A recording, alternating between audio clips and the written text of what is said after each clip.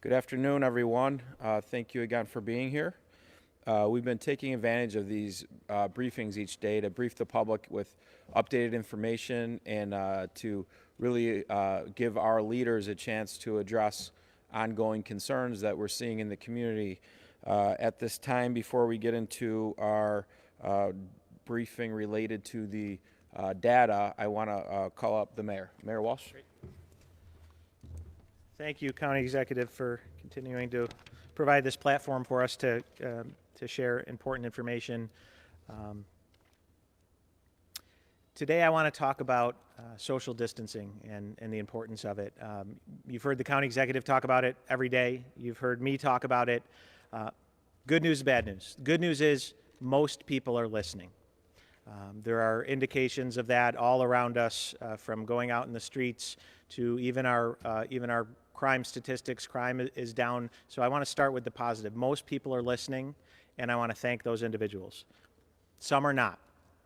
We received reports yesterday of our parks. It was a beautiful day, and there were a lot of people out enjoying our parks. Most of them were enjoying them appropriately, practicing social distancing, but some of them weren't, particularly young people playing basketball.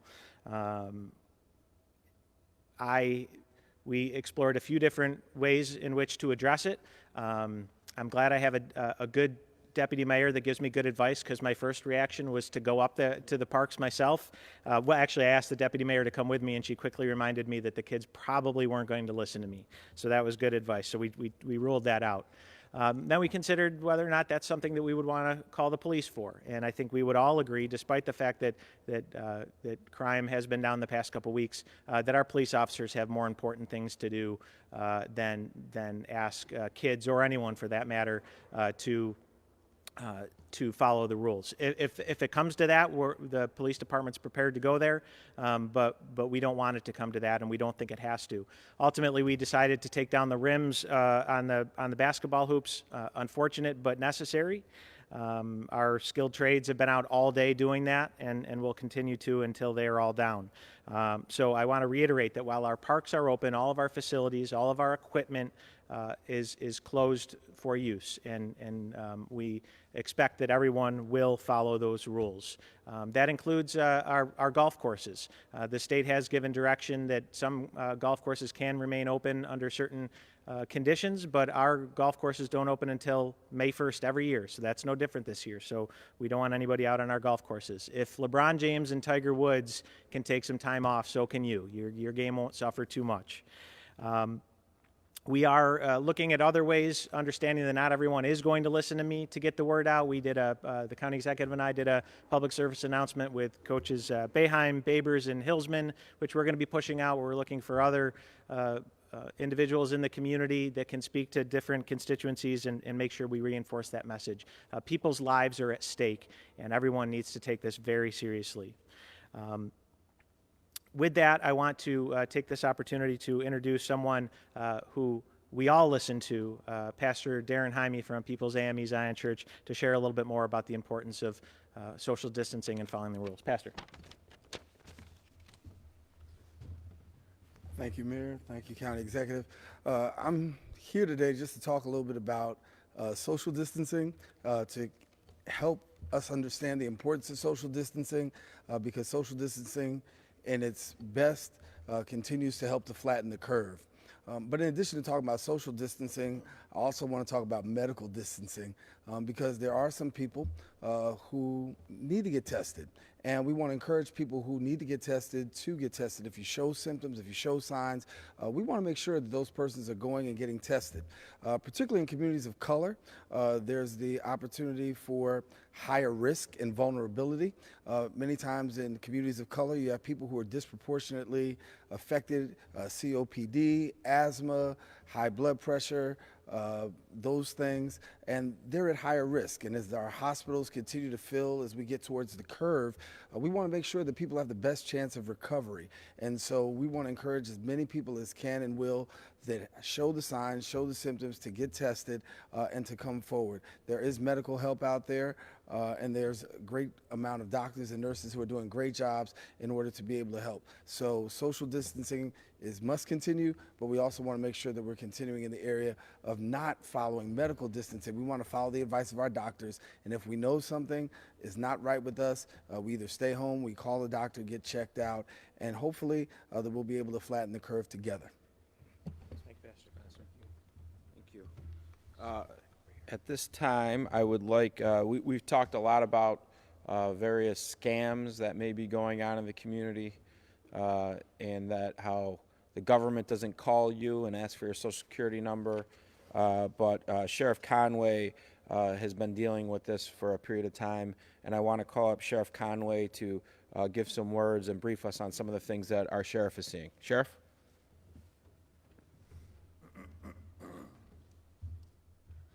Thank you. Good afternoon, everyone.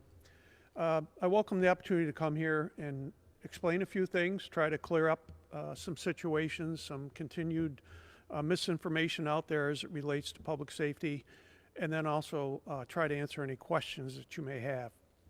I want to start out by saying that I have been in contact with all my colleagues in law enforcement throughout the county, town and village chiefs, myself, city police, as well as federal agencies.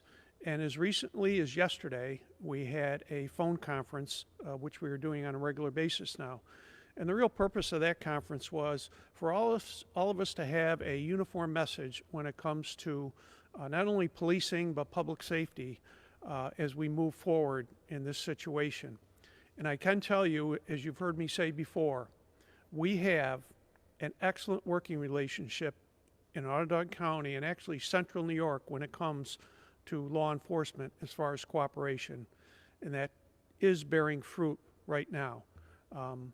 We are all on the same page when it comes to how we're going to address or have been addressing certain types of calls, but also going forward, what other actions we may take. It's also important that not only do we keep our communities safe, which we have the responsibility to do each and every other day, but we need to keep our own members safe and healthy. If we don't have proper staffing in our police departments, then that would greatly impact the community and the calls that we are called upon to respond to each and every day. You may have saw a release that went out earlier from Sergeant Sieber. I again want to just clarify, as the county executive has over the last few or several days, there is no curfew, certainly in Onondaga County, and there is no travel ban. We of course want people to stay home, as the message has been, but it does not prohibit people from traveling in their vehicles throughout Onondaga County. As far as the question about complaints relative to people gathering, we each and every day, regardless of the situation, respond to calls of people who don't follow rules, people who break the law. This is nothing new to us. And just as in those types of situations, now in these, we are asking for people's cooperation. And from what I've seen, there's been a tremendous amount of cooperation, but like in anything else in our community, there are always those who feel they don't need to follow the rules or just don't care to follow the rules. And so our response is we will respond to each and every complaint that comes through 911. We'll service that call, and we will do what we feel in that situation is the best course of action. Certainly we're going to note this, we're going to take reports, but each and every circumstance is unique. But what we are going to be asking when we respond is for those people to be cooperative with us and hopefully correct that behavior and not repeat it. Thank you. Thanks, Sheriff. And the sheriff will be here, so after our briefing we can have questions if you have any questions for him. But again, thank you. It's been about almost 2 weeks since we've had positive cases here First positive case, I believe it was about 10 a.m. on Monday, not this past Monday, the previous Monday. We've been talking about preparing, and then we went from planning and preparation to mitigation before we got into this process. But here we are, and we have new numbers. Let's see here. We currently have 123 positive cases. That's up 12 from yesterday. That is a decrease in numbers that we had been seeing. We've been seeing an increase higher than that each day. This is good. We're getting more data in. This allows our health department to identify the positives, work with those families, quarantine those that need to be quarantined, and that's certainly important. You've heard a lot about our strategies on testing, and everybody talks about testing. And I just saw a couple more articles about testing. I think it's important that people understand the rules on testing. There are people who believe that every single human being should be tested, and then you would know how many people are positive or not positive. That's a fantastic idea. I wish in our county we could have 470,000 people tested today. We would know everybody who's positive today in quarantine, and we could flatten the curve today. That's not a reality. The reality is that the health department has guidance, the primary care physicians have guidance, and due to that guidance, they determine if somebody needs to be tested. There has not been a case in Onondaga County where there has not been a test kit for somebody who a doctor said needs testing. If a primary care provider did not have testing that day, they could have referred them down to the Triage testing site where there's been testing kits. So we have been testing robustly. We need people, if you are symptomatic, to go and get tested. If your doctor, contact your doctor. If your doctor says that you meet the criteria to get tested, get tested. To Pastor Jaime's point, the way we really flatten the curve is we make sure sick people get tests because we have them.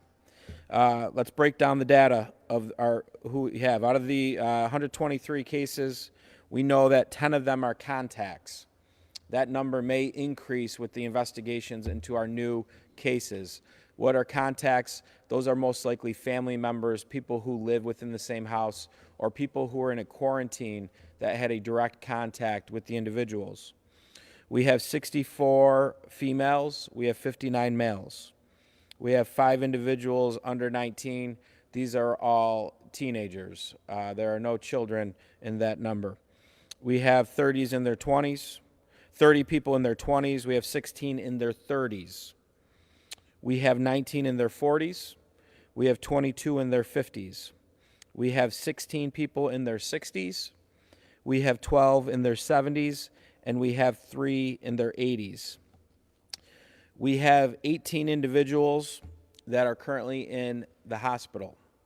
12 of these individuals are in good shape, good condition. 6 individuals are in critical condition.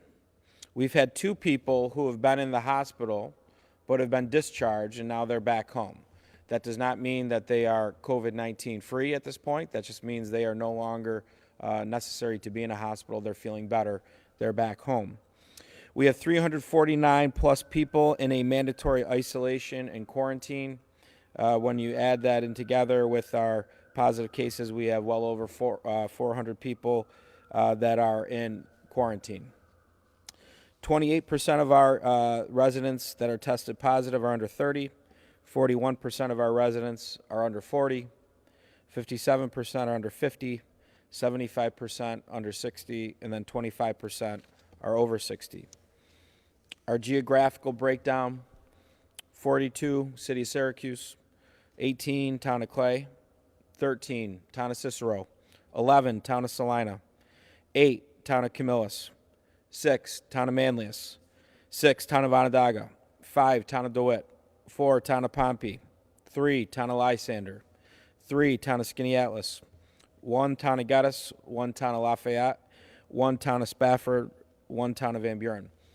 When we have a positive test, I've had emails of people who live in these communities saying, why haven't I been alerted about who this person is? You will be alerted through a health department investigation if you're deemed to have contact with an individual. Now, this does not mean if you were at the grocery store and this person may have been at the same grocery store as you, that you had direct contact with an individual. So that would not merit a contact from the health department. But we will not be giving out names of people who live within your communities. These people have done nothing wrong. They got sick. That's all. So far, we've had 2,500 test results back, 123 positives. We had 275 tests back since yesterday. Yesterday, we had over 675 tests back. The backlog of testing from the beginning of last week is now really coming through. I'm pretty confident by the end of the day, most people from that Monday, Tuesday, Wednesday batch should have heard about their tests. Our current rate of which tests being taken turn out to be positive are 4.9%. That's moved down the last 2 days. The process after a positive result. Again, we have more people who have tested positive. We have more people under quarantine. We talked about this. Our anxiety is going to be up. There's going to be fear. We're going to know people in these situations. Let's talk about that process. And there's going to be a flow chart that's coming up right now. You can see from the flow chart, our health department will contact you if you test positive, and your primary physician will contact you as well. To begin the investigation, the nurse who calls will ask standard questions related to your health, and they'll gather the direct contacts a person has had since the onset of symptoms. That's what the investigation is looking at. Not that somebody tests positive. It's the day that they were symptomatic. If that person had contact with somebody the week before, you're okay. This is how they know who has to go into quarantine because of direct exposure. There is a difference between direct exposure, sharing a home, an office, or direct physical contact, and then that of just being in a building or being in a building like this right now where everybody is social distanced. Direct exposure is not passing an acquaintance in a grocery store or the fact that you share the same employer. Some employers are taking different precautions that they are deciding to take. They may be shutting down their building. They may be bringing in cleaning.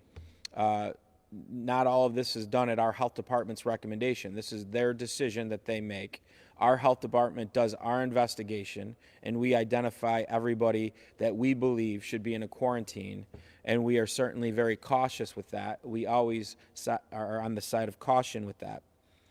I can't say this enough. As we see more and more cases, we've been saying this for weeks before we had positive cases. If you are sick, you need to stay home. We've had cases where some people didn't abide by that simple rule. And now that makes our investigations more complicated. You put community members at risk if that's the case. So if you are sick, you need to stay home. You need to call your doctor. And if your doctor believes you need to get a test, they may do testing at their doctor's office. If they don't, they can call the Upstate Triage line and work on a plan for you to come to the Triage testing site to get a test. Besides the positive test, we talked about it. There's now over 300 people in a mandatory quarantine due to exposure to a positive case. Our staff, rightfully in this process, is going to focus on the positive cases. We still need those in quarantine to be available and be accessible when we're trying to reach out to you. That's important, but those in quarantine, if they get to be symptomatic, need to contact their doctor so that the doctor can give them guidance. Again, we talked about this. We're hopeful that we will soon start seeing people coming out of quarantine. First case Monday, we'll hopefully begin a process where we start working with people out of quarantine on Monday who may have been affiliated with that first case 2 weeks ago. So again, please answer your calls from the health department.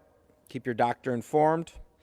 Anybody who has been tested must stay in quarantine until you get your test results back. Again, this is our executive order we put into place. Why do we do that? We knew that when you get a test, there's not a 24-hour turn time. We knew that. We knew that it could be 3 to 5 business days, and some days it has ended up being longer.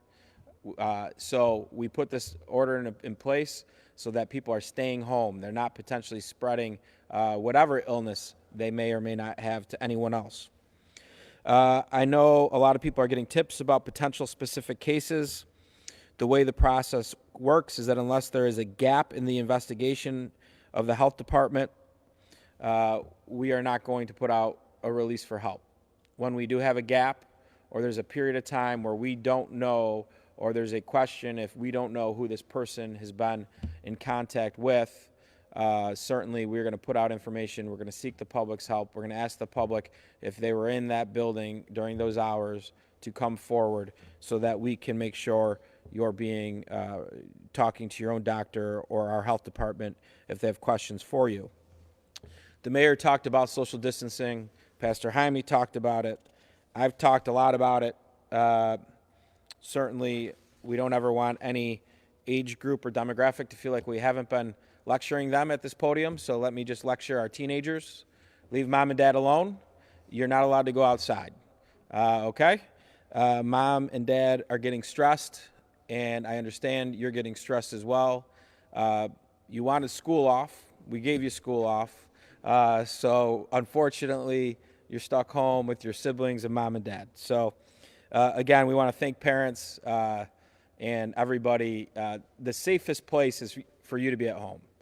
And the sheriff is 100% correct. You can travel, you can go to the grocery store, you can go to essential businesses. There's nothing wrong with that. I know some people are getting confused about that. But you're safest at home. Your family is safest at home. And we expect you to abide by those rules.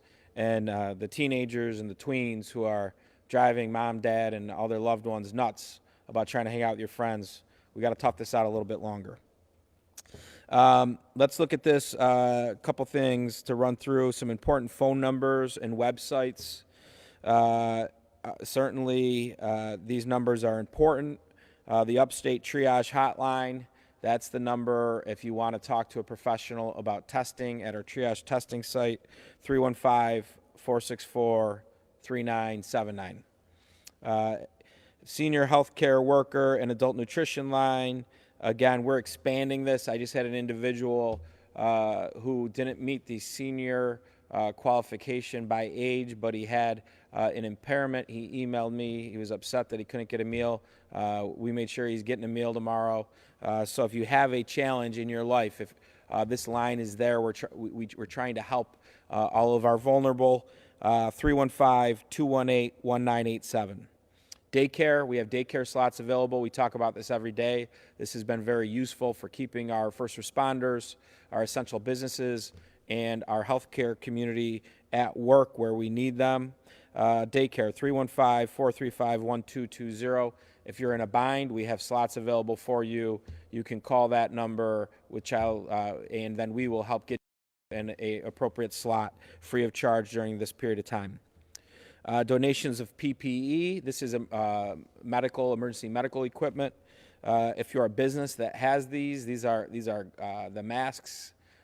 These are certainly N95s. These are visors.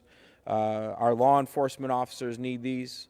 Our emergency responders need these. Our hospitals need them. Our nursing homes need them. And right now, there's a lot of competition for them. So if you have these supplies, please look at donating them, 315-435-2525. Again, our mental health is important. If you're having challenges, you need someone to talk to, you need a break, call 211. We have mental health professionals there that can help get you through this, work on some techniques. We're into this process a little bit. Everybody's getting tired. Some days we're all a little crankier than others. Today I'm having a pretty good day, Tim. I think we're having a good day today, I think. But overall, this is tough, and we're getting through it pretty good, folks. So again, 211, it's there for us if you need it. So saying that, we got the mayor here, myself, Sheriff Conway. We can take questions.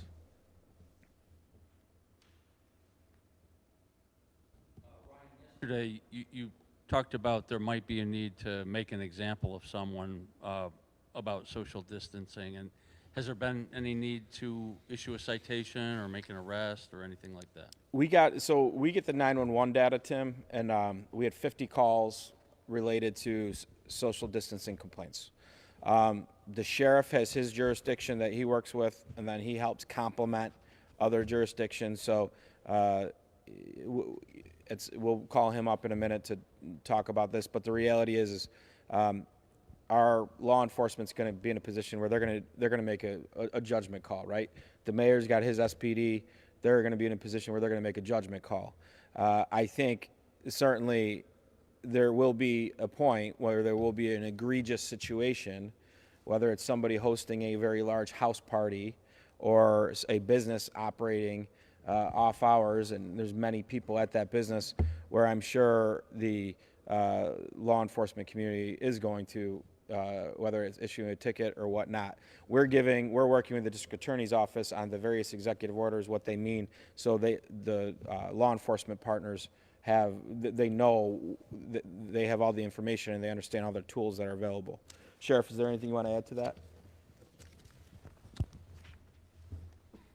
Just to reiterate, again, it's discretion. We're not trying to have anybody held up as an example. Some of these situations probably will result in referrals that can be followed up later on, especially some of the ones that involve a civil penalty. I know that the Attorney General's office has a part in that.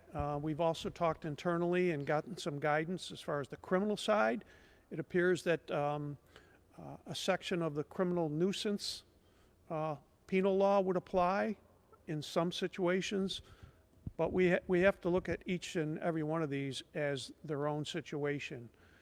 It's like most things. If we get called back to a house repeatedly, we get called to the same business that appears to be open, that of course is going to change the picture.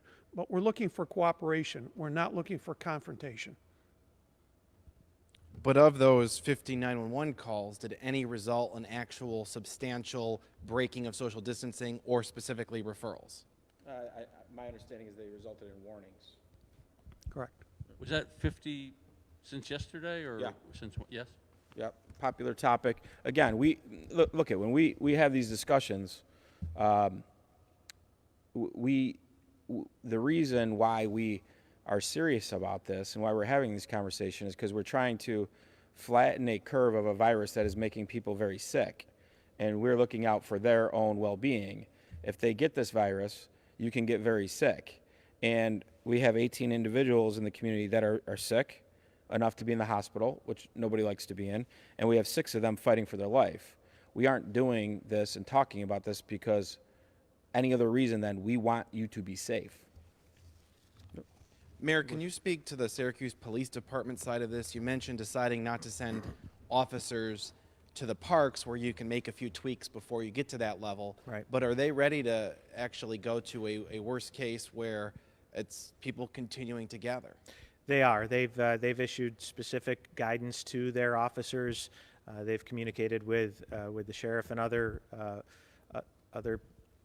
police departments to make sure that we're being consistent in how we apply. But generally speaking, that the goal is educate and inform. In the case of businesses, we will forward. If we're called to a specific business that is in violation, the police department will write up a report and forward it to the state attorney general's office. In the case of individuals, again, the goal is inform and educate before any further actions taken. To make any referrals of non-essential businesses that are open that shouldn't be at this time? We have received calls, yes, and I can speak for the Syracuse Police Department. They have responded to calls. I can think of at least 2 that I was made aware of within the past 24 hours.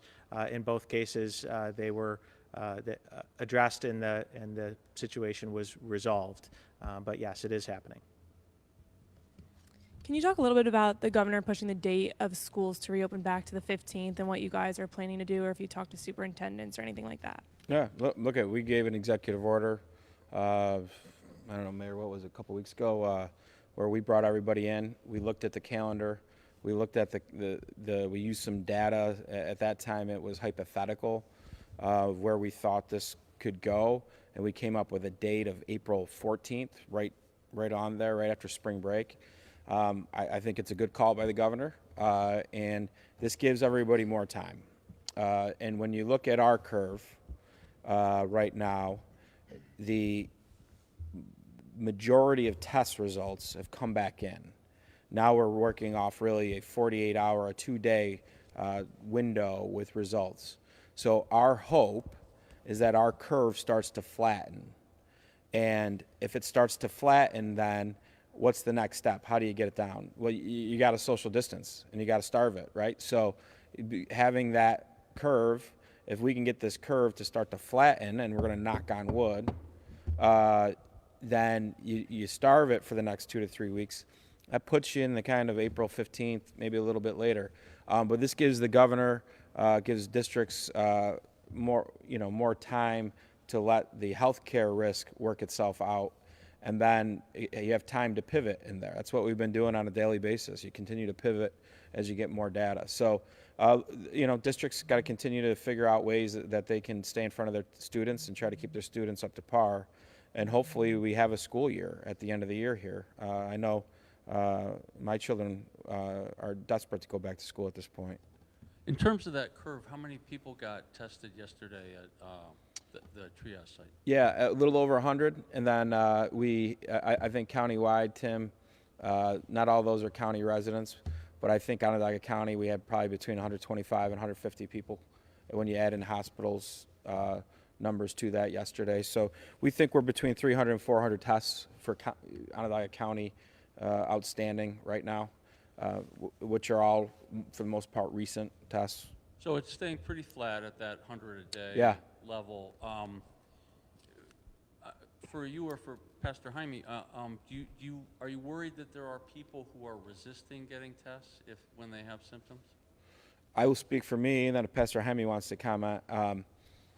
I hope that's not the case, because we worked very hard to keep our community testing every day, and we have the ability to do the tests.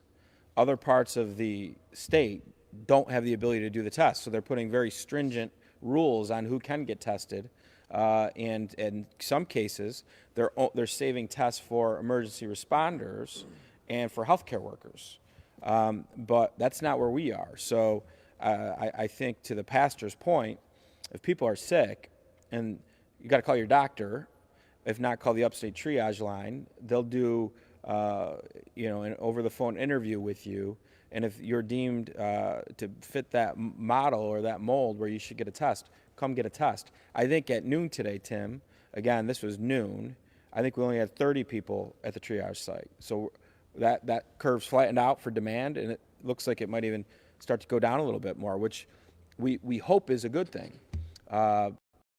Because if there's more people that need to get tested, come get tested. There's no reason not to. I get it all, Pastor, or you want to add on to it?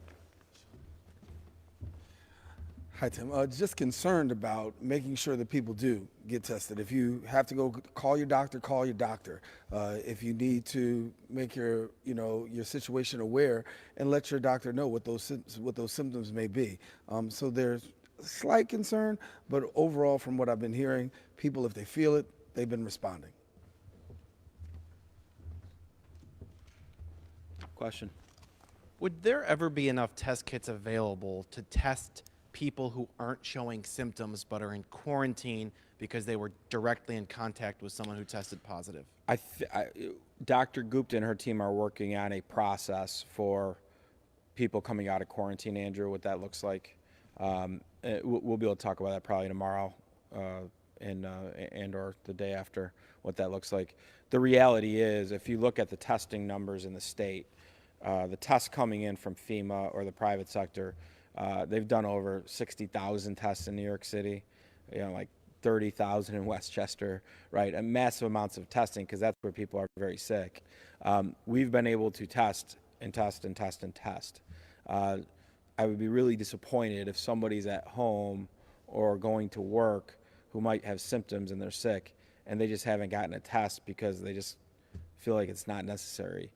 We work very hard collectively as a community to make sure that we have tests. So let's take advantage of them. Because I think there are people who feel that they were exposed to a positive case, know they were, don't feel symptoms, but worry, am I a carrier? Am I positive but not symptomatic. Yeah, so within the 14, and again, the guidance could change, but right now in a 14-day period, you should probably show some symptoms, right? And then Dr. Gupta and her team are working on what procedures they're comfortable with to release somebody out of quarantine. And we'll talk more about that because we're going to be there Monday and Tuesday and Wednesday, where individuals will be in this 2-week period of time. So I know that their team's working very hard, and they'll have protocol that will be in the public's interest. Do you guys have any information on how the new ban on non-essential construction work is going to affect this locally? Do you know if it affects the Dome project? Yeah. There's a big Housing Visions project on East Genesee Street that I wonder if it's going to have to stop midway. My understanding is affordable housing will be exempt, and the Dome project should be exempt. I already had a call with the state on this. Regardless of the Dome project, it has to be exempt because that big metal structure on the dome isn't secured. They're still putting it up. So we're not going to stop construction and have 50-mile-per-hour winds presenting another public health challenge. So I called the state and just put everybody on notice on that, and I've talked to the contractor. There's other projects that are critical to this process.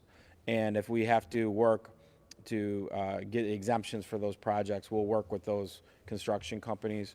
There's certainly some construction that can take a break for a couple weeks. We never want to say that. I think each region of the state's different. Certainly there's a stronger case to be made for this downstate. I think the case is weaker in central New York, but there's a process for us to go and make our case for exemptions if we think it's in the public's good. But the Dome project has to go forward with that roof being where it is right now. And certainly I think the Housing Visions qualifies for the exemption as well. I know you talked about rumors and tips, and we've kind of gone a rumor that an employee at a grocery store has tested positive for the coronavirus. If that was and they came in contact with someone, is that investigation still ongoing, or would they know? I have not been alerted of a grocery store employee being there. That's not to say it didn't happen. What would happen is that the health department would start an investigation directly with their employer, their supervisor. They would then have to work to see any direct contact that they had with people, looking at their job duties, and then try to expand the network of potential contacts. And that's when, if there's a gap, you would then have me saying, if you shopped at this store at this time and you went through aisle 1, if it was that or whatnot, please contact us. You would hear from that. So I don't know that that's true or not true. Certainly as this process goes on, people are getting positive tests who work in businesses or work in government where they could have exposure to people, and that's uncomfortable. And so that's when these rumors start flying, and I get it. It's uncomfortable, and what people need to understand, that's why we've kind of rolled out what the investigation process looks like, is we are going to be very cautious. If there is someone who we aren't sure had direct contact with, we're not going to say, you're fine. We're going to tell you to go into a quarantine. So I just think that that's why we're talking about that today, because we have more people who are positive. We're still going to get some more people who are positive. Hopefully in the very near future, we're going to have people who are getting better, who are no longer positive. But as this is more real in our community, this anxiety is there. So we'll continue to address every rumor to the best of our ability. What's the status of the National Guard in Syracuse? Yeah, I got a tip. I might be getting that question, Andrew. There was not, look, the National Guard has not reached out to us to be part of our emergency management planning. My understanding is the National Guard may be working with the 174th related to warehousing supply chain. And again, if the National Guard wants to be a partner, and we got people that are here that want to be able to help, we can give them things to do. How badly do you want to get up here and announce our first recovery? Pretty when badly, right? We're not there yet, right? But what's nice about this process for me is I'm getting to talk more and more to people that are reaching out to me who have been sick, and I that means something. I sit here talking every day about people in numbers and data, but these are human beings who are been very, very stressed, and they've been very sick, some of them, and certainly it helps me through this process when I get to talk to them, and I'm their biggest cheerleader, and I can't wait till they all get better and can tell their stories when they're more comfortable to tell their stories. And we had a concerned cancer patient kind of call from Upstate saying that they're all using the same door, no matter what they're going in for, and she was concerned because their immune system is obviously very low. Do you know anything about that, or? Yeah, I can't speak to specifics about the different hospitals and different wings or anything like that. I mean, our hospitals and our partners are very, very cognizant of all of their patients, and I'm sure that the concern is real, right? That person, they have a real concern, and due to the heightened state of anxiety in the community because of this, sometimes it's harder to believe the answers and to believe the facts. But I'm sure the hospital is following all the proper disinfecting protocol, especially with their high risk,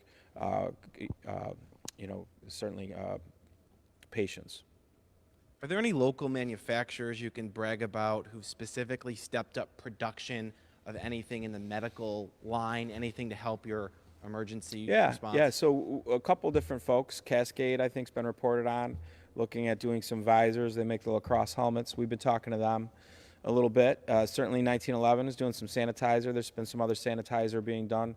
We got to make sure 1911 is still producing what they originally produced too. But in addition to that, the Tessie Plastics has reached out, and they have the ability to potentially manufacture some different things that could help stabilize supply chains.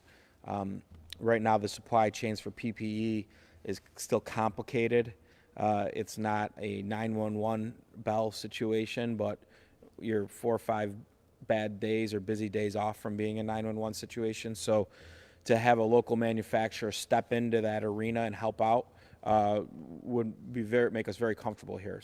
Any word from Hillrom or Welch Allen? I know they provided some equipment at the Allen Foundation for the testing site, but in terms of production in the Skinny Atlas area? Yeah, Hillrom has been a fantastic partner with providing what they can. They've boosted up some of their production for the whole country.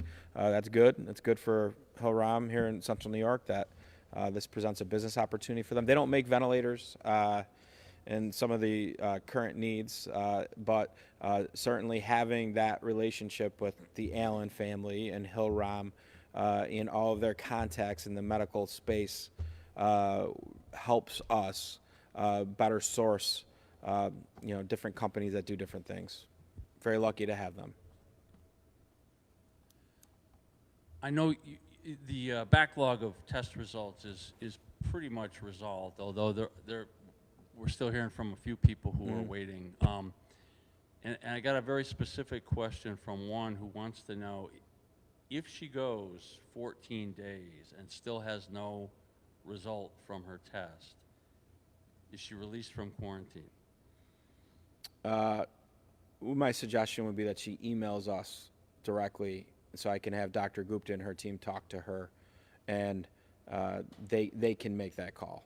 I'm not going to sit here and I've learned a lot about the medical profession over the last few weeks, but Dr. Gupta is going to make that call. So if she wants to email me directly, I will put her in touch with Dr. Gupta and her medical team.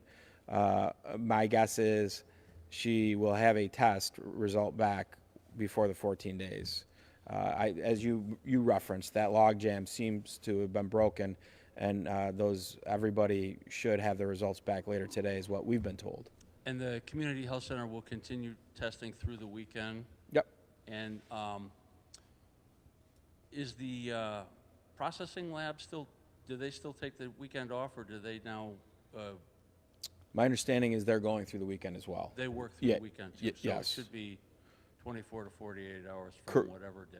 That's my understanding, yes. Now, mind you, that's not with some of these other facilities. I don't know what Krause's is doing. I heard Krause's is not doing weekends, and depending on where else they go, the partnership where we've been working directly with the Triage site at the Syracuse Community Health Center, helping keep that staffed up, keep the materials staffed up. We've also been in constant communication with Upstate on this. Those have been the two busiest facilities really for testing in the community. So Krause's may be doing weekend testing now.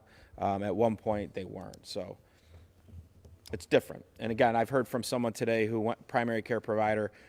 She does not know who the primary care provider used in their test.